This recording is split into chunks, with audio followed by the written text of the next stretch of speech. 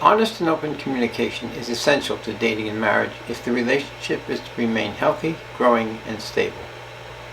Stay with me, and we will discuss honest and open communication, the very backbone of the I Do philosophy.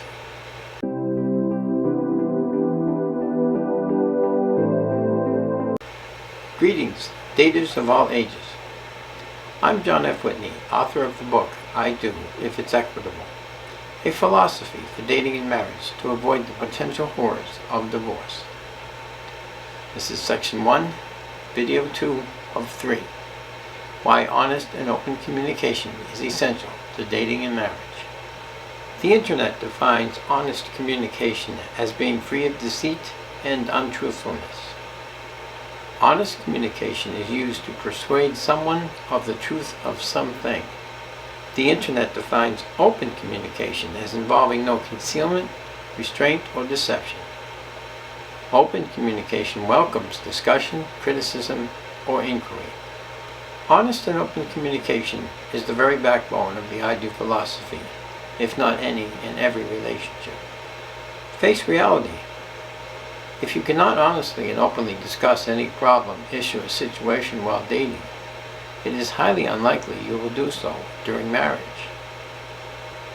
Problems, issues, or situations that cannot be honestly and openly discussed cannot be resolved and will likely lead to adverse consequences in the relationship, if not the end of the relationship altogether.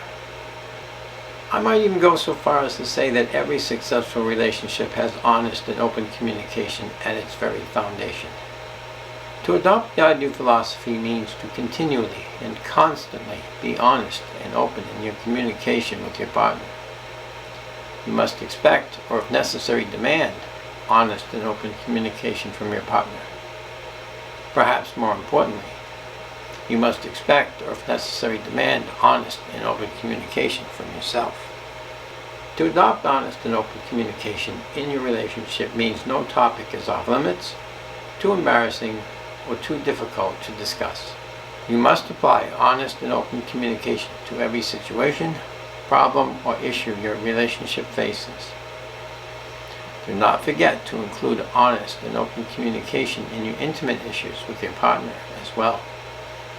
Fail to adopt honest and open communication in your relationship at your own peril and consequence. In fact, as we will see in the will maintain element of the I Do philosophy, open, honest, and regular communication between partners assures that both partners remain in tandem as to the social, emotional, spiritual, and financial needs of the relationship. As we discussed in video 1, there is also the issue of expectations for the couple to honestly and openly consider. The we expect element of the I Do philosophy discusses what the present and future expectations of each partner are, what they expect personally, and what they expect from the relationship. Let's take an example of honest and open communication, shall we? John and Jane meet, and they fall madly in love.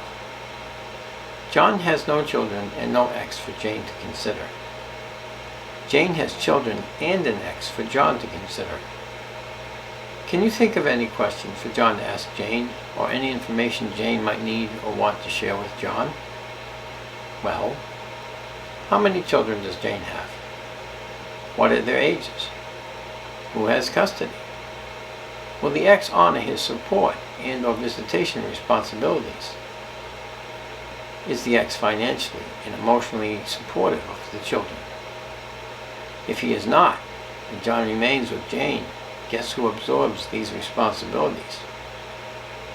Will the ex be intrusive into any plans John and Jane might make?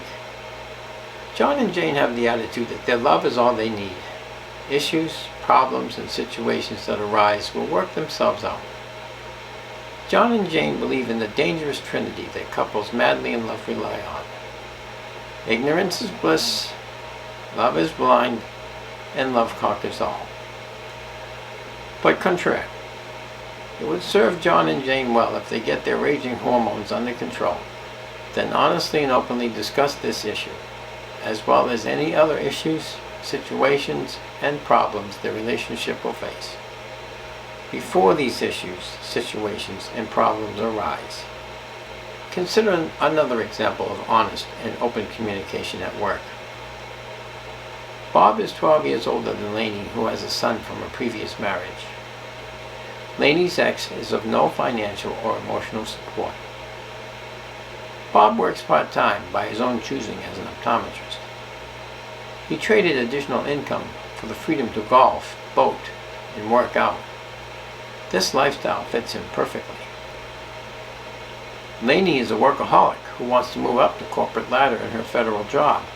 However, she must end her workday by 3:30 to pick up her 10-year-old son Bron from school. This does not please her superiors, who expect her to be available for late-night meetings and trips to other countries to negotiate land deals. Bob and Lainey decide to marry. Through honest and open communication, they decided upon the following. Bob will give up his part-time practice and become a full-time involved stepdad. He will consult on occasion to bring additional income into the relationship. This frees Lainey up to become more involved with work-related demands, assures Bron the emotional support and guidance he needs, and preserves Bob's desire to enjoy each day to his liking. Everyone benefits from these decisions.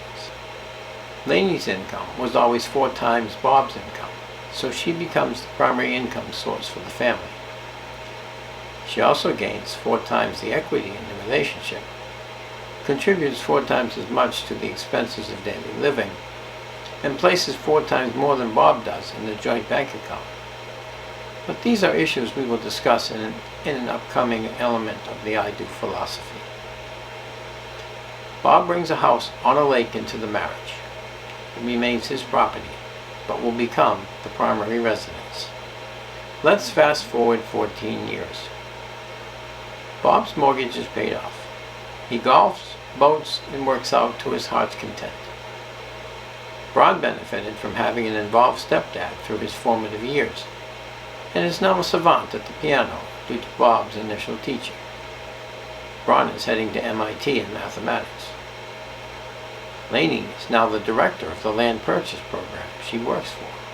Through honest and open communication while they were dating, which in turn guided their marriage, Bob, Bron, and Lainey are one of the happiest families I know. A final example. Colette is a banker in love with a truck driver. Colette is concerned that she has a multitude of assets, stocks, bonds, and property she fears might be lost in divorce. She has been postponing the wedding due to these concerns. I gave her an early version of my book, I Do, If It's Equitable. She read it and discussed her concerns with her fiancé. They were able to adopt and or modify the will behave and we believe elements of the I Do philosophy to reach an equitable solution.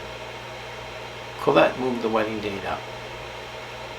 This concludes our discussion on honest and open communication. Our next discussion will cover final issues, or loose ends as it were, before we begin to discuss the elements of the I Do philosophy.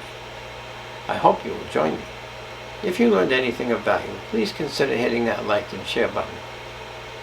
Leave me a comment if you have any problem, issue, question, or situation we might be able to solve together. I welcome any comments that can assist me in improving my presentation to you. Finally, if you feel that I am worthy of your time and effort, might you consider subscribing? And be sure to hit that bell icon so you know when I upload another installment of the I Do philosophy.